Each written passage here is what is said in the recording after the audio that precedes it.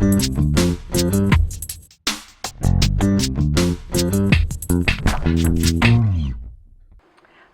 I'm Stephanie Jaworski of joyofbaking.com. Today we're going to make peppermint bark. This is a very popular Christmas candy and it is so easy to make at home. It only needs 3 ingredients and you layer just dark chocolate with white chocolate and then crushed candy canes on top. So to start, we need a 8-inch square, which is 20 centimeter baking pan, and just line it with foil. And I'll just show you how to do that. I just take a piece of foil and then just flip over your pan and then just take your foil and just form it to your pan. And then like so, and then you flip it over and then it's really easy to fit in your pan. And try to smooth it out as best as you can. And you want a little overlap because we want to be able to lift this out at the end and be able to cut it into pieces. So once you've done that, then we're going to need about a half a cup, 120 milliliters of crushed candy canes. Now, about this size, about maybe 5. And this is a really good time to use all those ones that kind of break in half, which they always do. And you can use any kind of candy cane. I'm just using your basic red and white, but if you go to the store, you'll notice there's all different colors. So I'm going to crush them. You could do this in your food processor. But I'm just going to put them in a plastic bag and seal that. This is a little noisy. And then you could just take, I'm just going to take my rolling pin and just bang. I'll just do a little of this. And you can do them like really small pieces or kind of big chunks, whatever you want. But just, as you can see, I'll do this off camera because it's kind of very noisy. But as you can see, just kind of big, small pieces, depending on what you like. And then we're going to start with the bottom layer, which is dark chocolate. You will need 6 ounces, which is about 170 grams of dark chocolate. Now that means either semi-sweet or bittersweet chocolate. But use a really good quality because there's only like the dark and white chocolate and the peppermint flavors. So you really want to use a good chocolate that you enjoy just eating on its own. And like I said, you can use semi-sweet or bittersweet. Now, when you go to the grocery store, there are so many brands to choose from. I mean, it's really wonderful. And just try a few, see what you like. And when you go, you will notice there's a lot of brands that have numbers on them. A 70, I got a 68, a 70, a 54. And that tells you the amount of cocoa solids. So what that really just means is, if you have a, say below 60%, I would call that a semi-sweet chocolate.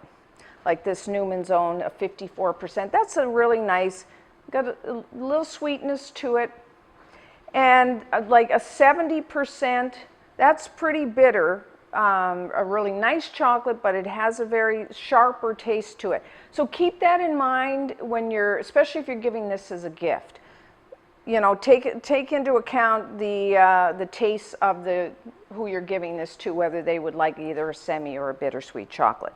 So once you have that, just take the 6 ounces and chop it fairly finely because it'll melt faster. And just put that in a heat-proof bowl. And you can chop the chocolate either in your food processors very quick, or I just tend to do it on a cutting board with a sharp knife. And I'm going to add to that 1 teaspoon, just a little, of a flavorless oil. And what this does is it gives it makes the chocolate keep nice and shiny, and then it just kind of flows easier for us when we want to put it in the pan. And like I said, you can use a vegetable, a corn, canola, safflower, whatever you have. And then just put your bowl over top of a saucepan of simmering water. You could do this in the microwave as well. And we just want to melt this until it's nice and smooth.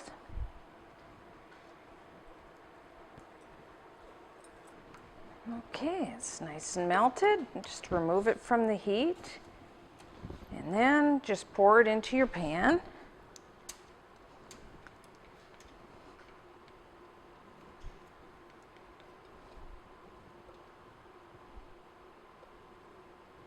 Make sure to get all all that chocolate out. Don't want to waste any of that.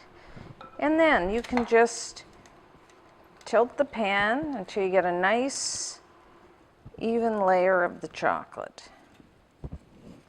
If you want, you can just take if you have trouble getting in the corners, you can just take either back of a spoon, or I'm just using an offset spatula.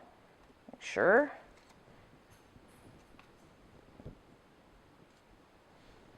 Okay. Even it out. And then now I'm just going to put this in the refrigerator. You want it to get really hard, so it usually takes somewhere around, depending on your fridge, about half an hour. And then we'll start the white chocolate.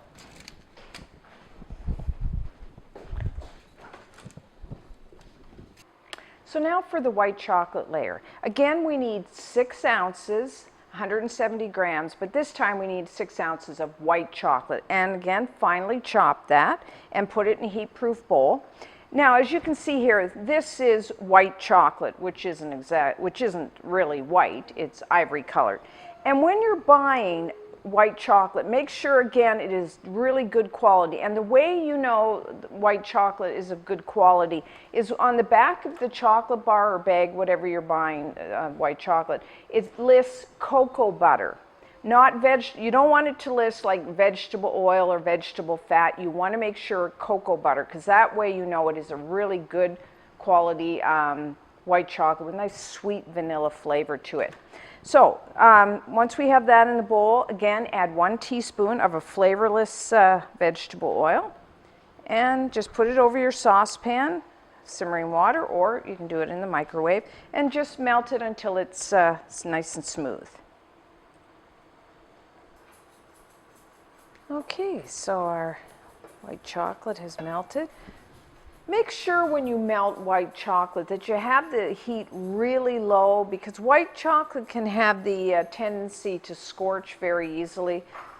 A lot easier than, say, dark chocolate. So just keep that in mind when you're doing it. So now, as you can see, the dark chocolate is nice and hard from being in the fridge. So now I'm just going to pour our melted white chocolate over the top.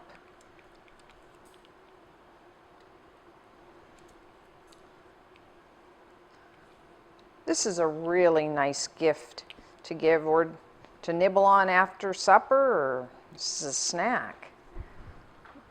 Make it in large batches if you want. So then just spread that out evenly on top of the dark. You can just use the back of a spoon, or I have an offset spatula here, as best as you can.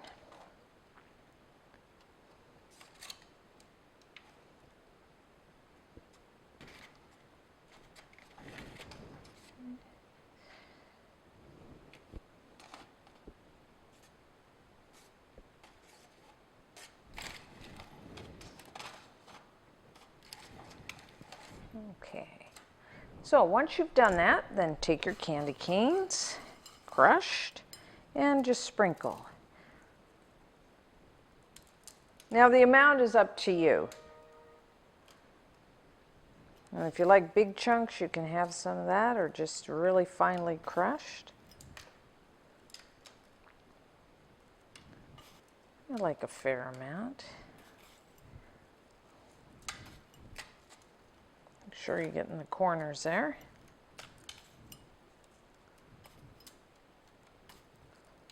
Okay, and we're done. So back in the fridge for about another half hour until it's nice and firm, and then we'll cut it into pieces.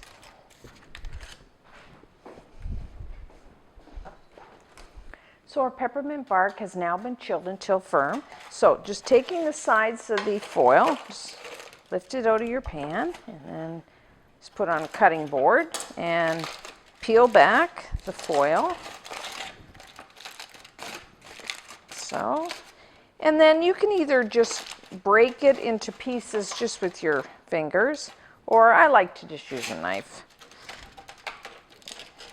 And just cut it like so, whatever, big or small. And as you can see, there's a layer of dark chocolate, and then the white and the peppermint candies. So this being very nice to decorate even like a cake. a little treat, or just put him in a nice candy box and give him his gift. And you can cover and store the peppermint bark in the refrigerator for at least 2 weeks. So until next time, I'm Stephanie Jaworski of joyofbaking.com.